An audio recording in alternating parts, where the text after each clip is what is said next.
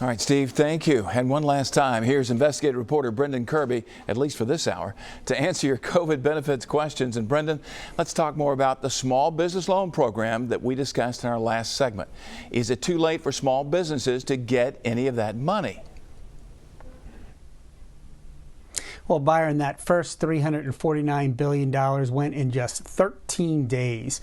Alabama Banking Superintendent Mike Hill said earlier this week that applications from this state alone exceeded the availability by $1 billion. That's billion with a B. The good news is there should be more money on the way soon.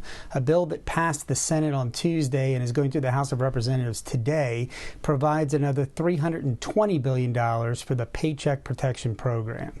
So if you missed out on the last round, you should get another chance. Here's how it works.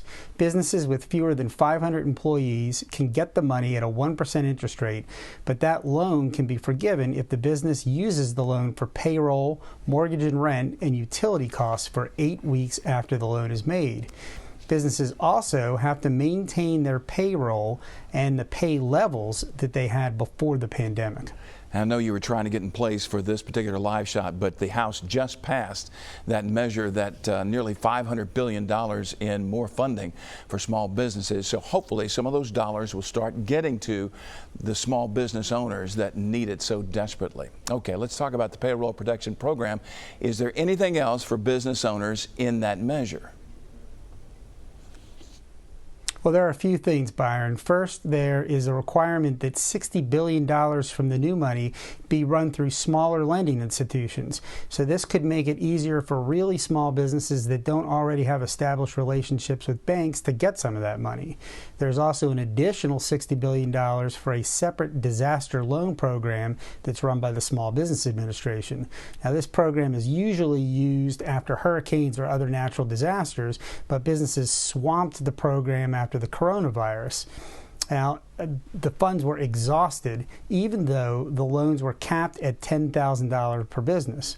The new money will be divided between $50 billion in loans and another $10 billion in grants. That's used extensively by farms and other agriculture businesses. Finally, there's $75 billion for hospitals in this bill, and that doesn't directly benefit most business owners, but congressional Democrats argue that this was necessary to shore up the healthcare system.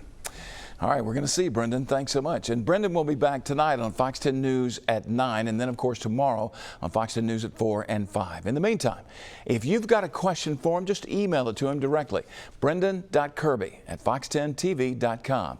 He can't promise he's going to answer every question, but he's certainly going to do his best.